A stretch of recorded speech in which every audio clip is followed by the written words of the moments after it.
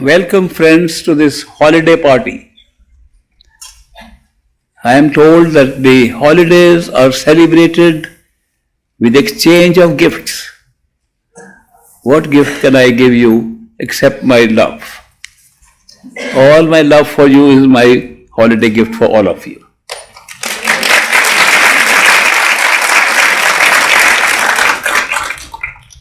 People exchange presents here. They give presents to each other.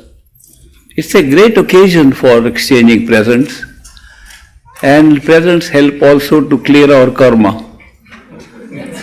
Sometimes we feel we owe something to somebody, the time to pay off is in the holiday season. But some people have difficulty even in buying the presents, and they think it's a very big burden on them. I have met people who are very sad that we can't afford to give a gift. I want to remind them the gift of love, the gift of kindness, the gift of please, saying nice words does not cost anything. And for a person who cannot afford, that gift is as valuable as a millionaire giving $1 million. There's no difference. I remember a historical story of one of the Sikh gurus, one of the masters in that line, going to a particular village in order to give a discourse. In those days, people used to give donations for the work of the masters by bringing not only cash but also things in kind, wheat and rice and grains and things like that, so that they could be feeding the people who assembled for the master's meetings. So those donations were brought and placed before the master. There was one disciple of the master. He had no money at all. And he asked his wife, "Can you please scrape around somewhere and find some money?" And she said, "We have spent everything. I am sorry, at this time master happened to come at a time when we have nothing at all." He said, "Let us still scrape the floor with a brush or something and see if we can find." And they found one small coin, like a cent, like a penny. And he said, "I can't go empty-handed to the master. I'll carry this 1 cent. He was wearing a turban, and he put that penny in his turban, and he went to that meeting. And he sat at the back of the audience, and he saw rich people bringing big gifts and placing in front of the master. And the master accepted them with thanks in a humble way. "I'm glad you brought this. This will be used for the meetings that we have here." Then they said, "Master, all the donations have come. Your discourse is over. Time for lunch." He said, "I am waiting for more donations." They said, "Master, all the people who brought their donations have already brought." The man sitting at the back said, "How can I go and present 1 penny? When people have brought such big gifts, what will I look like? What will the master think about me?" So he kept quiet sitting at the back. The master said, "I am waiting for more donations." And these attendants, these advisors, secretaries of the master said, "Master, all donations have been given what they brought. There is no more to be given." Master got up and he said, "Before I have lunch, I have to meet one more donor." And he walked through the audience and went to him. And he said, "You have brought a donation for me. Why don't you give it?" He said, "Master, I have nothing to give you. I have seen what people give you. And they are millionaires. They're giving huge gifts to you." And the master put his hand in his turban and pulled out the penny. He said, "This penny is worth more than $1 million.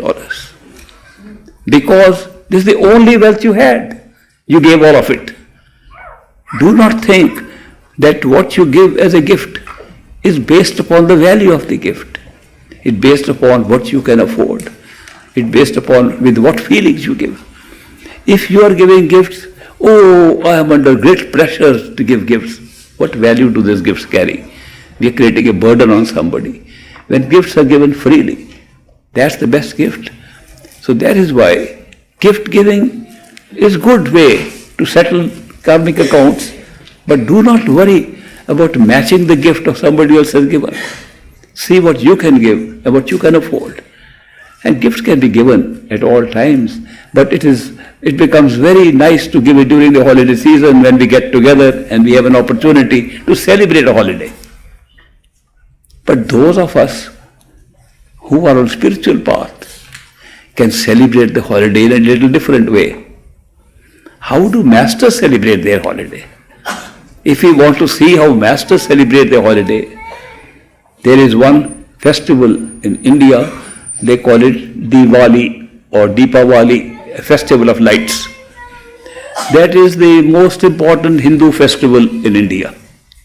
And most of the country lit up with lights and they celebrate and they have firecrackers and they distribute sweets and they exchange gifts. It's a big function. So one master from Agra, Swami Shivdayal Singh, says, Saints celebrate Diwali every day, every night when they are in a higher state of consciousness. If you want to, as followers of a spiritual path, as meditators, as those who have seen the inner self of yours, you want to celebrate a holiday, I can tell you the best place to celebrate is not in this physical world, but the inner worlds. Even in the first stage, which I was describing to you yesterday, that your inner self, which is you think is an imaginative self, which can fly. It can fly at high speeds. And I can tell you, if you want to try, fly with that and celebrate your holidays amongst the several galaxies that exist in this universe. And you will enjoy that holiday. Great vacation. You want to have a real good vacation? The best vacations are lying inside you. And try them out. So we are confined to a small place. When you enjoy those vacations inside, you will find that the body looks like a prison house.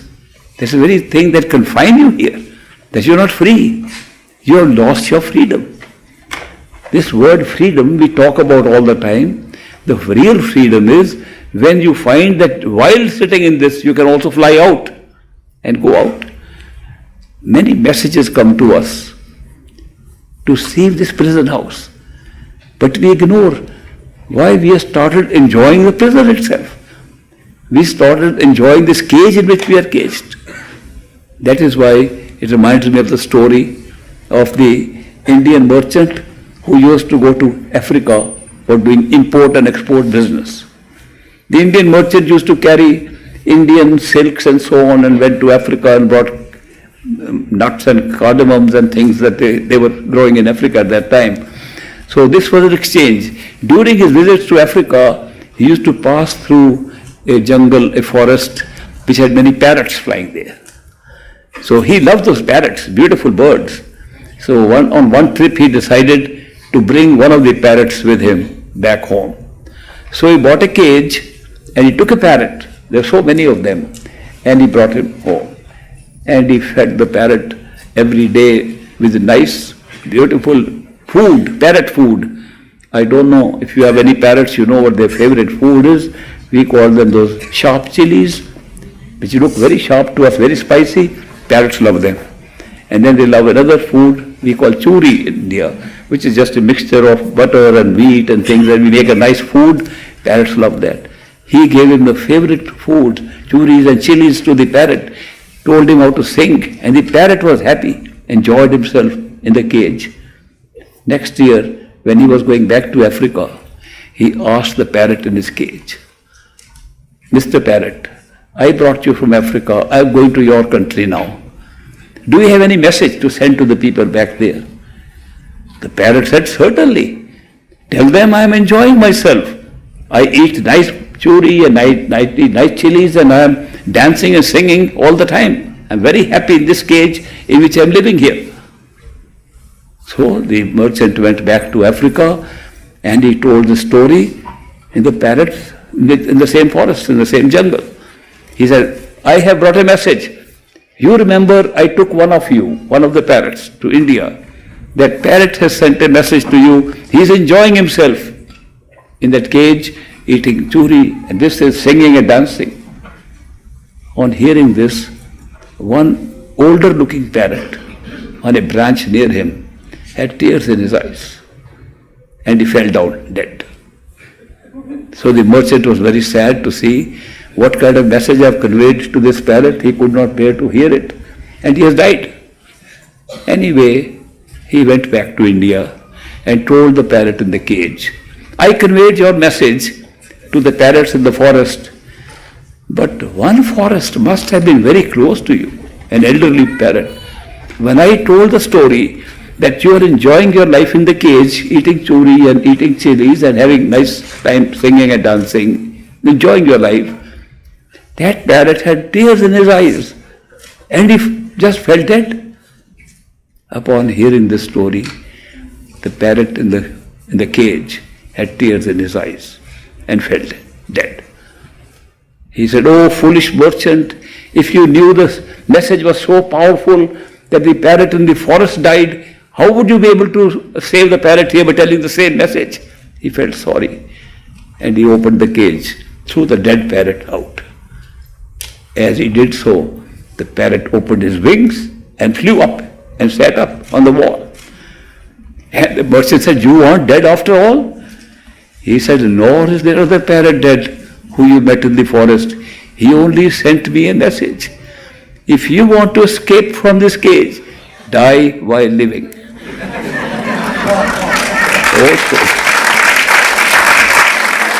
One of the old parrot stories. I told this story at a Christmas holiday party when I first came to the United States. That happened in 1963. In 1963, a group of friends like you were sitting and I told this story. And they said, we have to take you to a parrot jungle now and see if they can recognize you. You know these stories so well. They took me to Florida. And there is a forest jungle. It used to be called forest jungle. Now they changed the name now. And the parrots there were trained to say different things. How are you? What are you doing? Where are you going? What's the hurry? They trained small words as you walked in the park and the parrots would speak. But they spoke in a parroty slang, with a nasal voice. What are you doing? Something like that. I'm not really good parrot imitator. But when I was walking fast in those days, and the rest of the party was a little slow. And the other friends were walking slowly, chatting with each other. I walked a little fast, surprised at the training they had given to these parrots. And one parrot almost spoke up with a human voice, not the parroty voice. And he said, what's the hurry? I looked at him. I said, no hurry. And he began to laugh. First time I saw a laughing parrot and he put his head back. I also started laughing. When those people came and saw me talking to the parrot like that, they said, surely you were a parrot in your last life. And that Christmas they sent me a gift, a live parrot in a cage. I didn't know where to get the churi and chilies for the parrot. So I'm telling you a little history of this story I told you, that we have so many memories of these great times we have had on these holidays. And those holidays have given us time to think about what can we do if we want to have a real holiday, if we want to be really free. Be like the parrot who was able to get out from the cage, who was able to fly. We don't have to die. We have to die while living. We have to maintain this cage and be in this body, and still we can be as good as dead and get the freedom what we will get when we die. We don't even know if we really get the freedom when we die, because we could be confined in another body. Another body made up of sense perceptions. And because we have created so many attachments here, those attachments pull us back into the cage again. The cages that we are enclosed in, which we call our human bodies, and I praised the human body so much yesterday. I'm telling you, it's a cage. It has usurped our freedom. We can't even fly with this. We have to use aeroplanes to fly. Imagine the capacity we have of going in time and space wherever we like. We can go back in space, back in time, forward in space, forward in time. All those capabilities are sitting right inside us right now. People want to say, oh, is the future predetermined? Why just ask a question? Why not go and check it out? This time frame we are looking at in the physical world is fixed already. As I mentioned yesterday, events which are happening later can be predicted earlier. Obviously, there's something already existing somewhere. Why not go and see it first? And this kind of time travel they are trying to achieve physically is possible for any individual working within themselves and going to the causal plane and discover the whole timeline and all the events already placed on it. Imagine the amount of access we have to real knowledge about time and space, about destiny, about our destinies, about how they are made, all lying within us, and all achievable by simple methods of meditation, simple withdrawal of attention to your own self inside. This is not a religion. This is not something a particular society is advocating. It's a gift from nature. It's a gift from the Creator. The Creator has made the human body in such a form you have access to all of that. But don't get caught up only in the energy centers I described. Those are good for working in this world. Enjoy them. I can tell you, we did not come to this universe to suffer. We came to enjoy, to have an adventure, a temporary adventure before we go back home. Why have we got caught up? Just because we wanted to make it as real as possible. The features that are around in this universe are only designed to make it look more real, so we enjoy it more. Not that we get trapped into it. But somehow the very reality of this experience is trapping us in, making us question even if there's any other reality or not, including the reality of our own self. What a strange situation that we have come for a temporary adventure, temporary experience, an experience generated from our consciousness, an experience experienced by our consciousness. Only if we are conscious we can have an experience of anything. And that consciousness that is generating and experiencing this thing should be unknown to us, that we should not even know who we really are experiencing it. And we are so attached, involved, and encumbered by the experience we are having outside, we lost sight of our own freedom. Real freedom comes the higher you go in the knowledge of your own self. The more you know your own self, the more free you will become. The ultimate freedom is when you are the creator, the witness of everything. And that's our reality. Our reality is that we are individual beings, born for a short time in a physical world. That's far, far away from the truth. The truth is we are the totality of consciousness, generating experiences, first of individuation, to make love into lover and beloved. To make love an experience. The individuation is not without purpose, not without any reason. The quality that exists in consciousness becomes an experience by creating the many out of the one. And not by separating them, just by creating the awareness of separation. Not real separation. We have never been really separated from our own truth. We have never been separated from the ultimate creative power. We have never been separated from God. We are always there. But the illusion was created simply for making the qualities of our consciousness into experiences. And the individuation was enlarged, made more effective by adding on some devices to it, like the mind, like sense perceptions, like body, like other qualities, like the 9 people living in this body which I mentioned earlier. All these are added on to make the experience generated by consciousness more interesting, more adventurous, more to our liking. But try to make every experience more real than anything else. Therefore, we created illusions with our power of imagining, power of being conscious, just exercising our own identity as consciousness. If we say consciousness is our ultimate identity, what is consciousness? It is to be conscious of something, aware of something. If they are not aware of anything, you cease to exist. Therefore, consciousness continuously exists.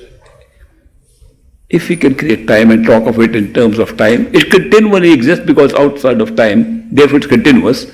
Even in time it's continuous, and therefore consciousness operates by its very nature to be conscious of something.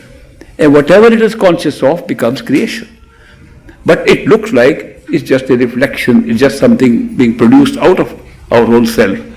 To make it real, to make the experience real, we separate it as an experience temporarily. That's what we have done. Not once, not twice, several times. Each layer makes it more vast in an expansive time and space. What a beautiful way to set up. If somebody were to ask me, can you set up a universe in a better way than this? My answer will be no, sorry. I've tried. This question was put to me by Great Master. When I told Great Master, couldn't God create a better universe?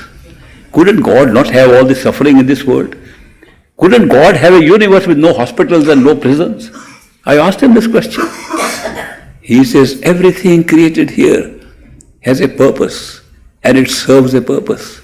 And it is all designed to serve that multiple purposes that come up in this creation. And when you look at the higher purpose, you will see exactly why everything has been designed the way it is and how it fits in. It looks terrible when you see a part of it. It will look grand if you see the whole of it. Have a look once, at least have one look from totality and see how these things have been placed. Imagine creating an illusion, an unreal thing, making it look like real, and then you come back to reality. Oh, it was just illusion. How effective is that? We're talking of suffering here. Suffering is created to enhance the value of pleasure and joyfulness. Everything is created in pairs of opposites. So when we see how beautifully it's created, look at it from the grand point of view of our own true self, totality of consciousness, oneness, only one. Even the word one is totally wrong. Why is it wrong? The moment I say one, you start thinking there could be two. The number is wrong itself. Even totality is wrong. There is no word to express our real self. There is nothing outside of our real self. It's all generated within it. This world is not created outside of ourselves. It is being experienced by us from inside. This world, sense perceptions are not creating a world outside, it's creating an experience inside of an outside world. The outside world is being experienced by us inside. The inner world is experienced by us inside, looks outside. Every creation in time and space looks outside but is actually being experienced inside. What is inside then? If everything we experience ever, at any time, at any moment, in any form, is being experienced inside, shouldn't we see what is inside? There is no experience that's generated outside of ourselves, no matter what the form is. Here we have a form of a body. We see the world outside from inside this body. You have an imaginary self inside, and when it looks outside and imagines anything, it imagines from inside. If you go further inside, everything is experienced, creation of time and space from inside. You go higher, you find everything was inside. Inside what? Inside ourselves. That is why the power of our total real self is the secret that creates everything. You want to understand how such a variety of experiences can be generated? Look at the potential of the self. The real self is what we have given the name of the ultimate creator, separating ourselves as if the creators are sitting somewhere else. How can, when everything outside of ourselves is being experienced inside, how can there be creator outside of ourselves when we are experiencing here? Then we must be the creator of the creator. That is why it is clear that the creative power has always been inside. And we have to go within, more within, to the source. And the source is so strange that what appeared to be outside was all happening inside. Nothing was happening outside. We say, this is a physical world. Just by division, just by creating layers, we are thinking there are several worlds. There is no several worlds. There is only one creator, create different experiences, and the experiences we call several worlds. It's our experience which we call several worlds. But we think the world outside is real. We may or may not be, because the body we are wearing dies. Maybe the world doesn't die, we die, therefore the world is real, we are unreal. Identifying ourselves with the body does that. Identifying ourselves with any form of the form in which we are living gives us that feeling, outside is real, we are not, because of the time frame. But the truth is that we are creating all this from within. Now, if that is true, and I know you can experience it and verify if it is true, that all levels of creation, all levels of universes we talk of, are all inside and have never been brought out except as experiences. If you understand that, we are living in our true home right now. We say we have to journey, how to go to our true home, how to meditate. What are we talking about? We are doing all that stuff in our true home. We never left it. We can't leave it. We can't be separated. We are total all the time. We merely narrowed our awareness of our own self, generated all these levels right in our true home. The spiritual journey is not the journey at all. It's the awakening, enlarging our awareness to our totality. Every level we go through will be found to be existing in the same place. That is why when we say we are making a journey and go within yourself and see your inner self, we think we have left this world, it is sitting outside, we are now seeing another world. No, we are just seeing that world. Then first we were seeing this world, then we see another world. And what happens if you go to totality? Do you see a separate home that where we left and came here? Not at all. We find all the creation of every level was in the same place. That is why a perfect living master who comes between us as an ordinary human being, what is his awareness? His awareness is of totality. That means he is aware of creation at all levels at the same time. He is awakened to every level, not he goes step by step to say, where am I now? We, as seekers, as those who are trying to discover totality within ourselves, we go stage by stage. When we reach totality, all stages are there at the same time. Now imagine when we see a perfect living master as an ordinary human being, and we look from his point of view. What is he seeing?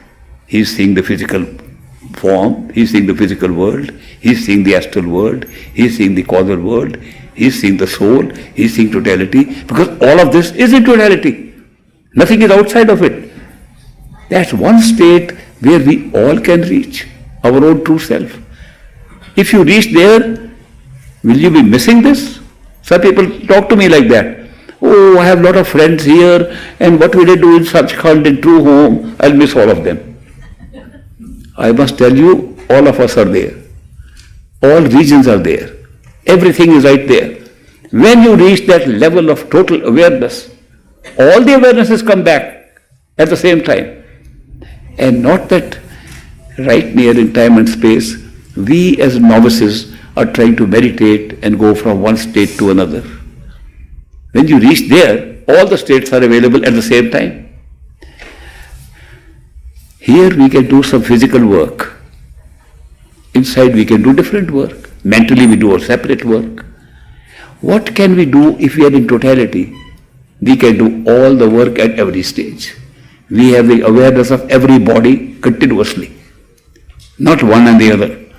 We know we are wearing a physical body, we know the astral self, we know the causal self, we know the mind, we know the soul, we know totality. Imagine, this is what is always available to a perfect living master. That's the definition of a perfect living master, that he is in a state of perfection. That means way above the mind, which creates imperfection. So he is not only above the mind, he is also in the mind, in the astral self, in this thing. He is appearing to us as a physical being because he is also in the physical form. At the end of the journey, we discover that the master we see physically is merely an instrument, a representation of totality of our own consciousness. If there's only one consciousness, it's not two, it's not being shared by some people. It's not shared by anybody. It's only one. The generation of experiences makes us so many. That's a very useful experience. That's how we can experience love. We can experience relationships. We can experience highs and lows. We can experience a big ride into experience. It's been created so beautifully. And as you enlarge your experience, you become more free. Real freedom, real total freedom comes when we have a totality of consciousness. Then you are totally free. You discover there is nobody else who existed except what we created. There is nobody else who has ever been there except what we are. We are all ultimately only one totality of consciousness. It's not merely a term I'm using. It's an experience that can be had in the human body right here. Sitting 6 levels away from creative power that's come through different levels. Sitting in this level, alone in this level, they're specially generated. I heard people tell me, man is made in the image of God. That a human being is created in the same form as the Creator. Very interesting description. Does it mean the Creator also has a face like mine? Does he have eyes to see? Does he have a nose? Does he have a body? Obviously not.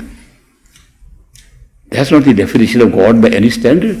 We say God is omnipresent, omniscient, omnipotent. We give him very big definition. He knows everything. How can a simple being like us have these powers? It's not possible. What is the similarity? How can we say man is made in the image of God?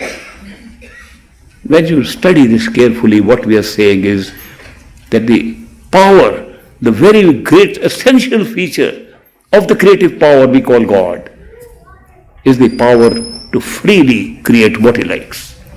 True free will. That is what God has. That is what totality of consciousness. Total free will, total freedom in any definition. That total free will is not represented anywhere in any experience except when you come down to a human being. Human being has the experience of free will. That's the similarity. That's the only similarity between a human being and the Creator. That is real free will. This looks like free will. This experience of free will. That free will is with total awareness, total knowledge. This free will is with total ignorance. We are totally ignorant of the future, therefore we think we have free will. The day we find out that we can know the whole future, free will disappears. Therefore, when we get to stage 1, we get more knowledge of the future, free will disappears. We go to stage 2, it disappears completely. We are just robots going through a program, which has been made by us.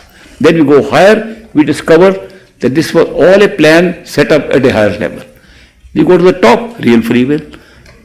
So the free will which we talk about, big subject of discussion, occurs only at 2 levels. The ultimate totality has total free will, and this is an experience of free will because we don't know what has already been created in time and space. This ignorance is creating the free will, but very useful. Ignorance not to be blamed. Ignorance is very good in this case. If there were no ignorance, we would have no free will and never have the experience called seeking. Seeking comes from free will. We want to seek the truth. We want to seek who we are. Where is seeking coming from? If there is no free will. Free will generates seeking, and seeking finds us the ultimate freedom of totality. It's such a beautiful path, I can't tell you. I tell you the best way to celebrate holiday is to lock yourself in and meditate and find the truth. Instead of running around all over the world, the best is to meditate. Meditate more. I would suggest at least try to have a little better vacation during this holiday season of going something inside. And give away what you have. Take away my gifts. I want to get better gifts. They're lying inside me. These will not go with us. These gifts we collect, these little articles, physical articles we collect here, and we get so attached to them, they don't go with us. They are only meant for use by this body of ours. The body is not ours after a while, then what will these things do to us? So these things are not worth what we think they are worth. They are very temporary, useful things. Use them and forget that they are yours. They are not yours. They were never yours. You didn't own them when you were born. You won't own them when you die. So very temporary ownership, very temporary use of these things. Treat it like what they are. Just meant for use. Just meant for enjoying while you are here. And don't get attached. How does attachment come? Supposing I have some beautiful flowers. I look at them, I enjoy them. Good. I say, they are mine. There the problem arises. When we try to make things our own, then the ownership issue comes up, we are in trouble. Use of things is not creating any trouble. Nothing in the world is of any trouble. They are all useful, all good. Whether they are children, whether they are friends, whether they are objects, whether they are houses, cars, anything. They are all very good and useful. The moment you start saying, this is mine, trouble starts. Because only when you say, this is mine, an attachment can start. The attachment does not start without saying this. So when the mind says, it is mine, you get attached. It becomes more difficult to get out of here. Attachment brings us back because it's like seeking. Seeking the truth is taking you home. Desiring things here keeps you here. So that is why treat all these gifts that we have. They are abundant gifts. Who gave them to us? Who gave the biggest gift possible? The best gift possible of the human body? It's the greatest gift. And it's been given by a process that is existing of reproduction that's produced us here in this body and given the consciousness, given life by which we can have the best experience possible. What greater gift can you imagine? The gift of human life, the greatest gift possible, and we have it. How can you compare this gift with the smaller gifts that we are receiving outside? So that is why make use of this best gift. Make use of the time available to us. Because time in this body is limited for every one of us. No matter how enlightened you are, time in this body is limited. So that is why make use of this best gift. Spend a little time during this holiday season in meditating and discovering the freedom inside you. My best wishes to all of you. My best wishes for you for the holidays, best wishes to you for the new year.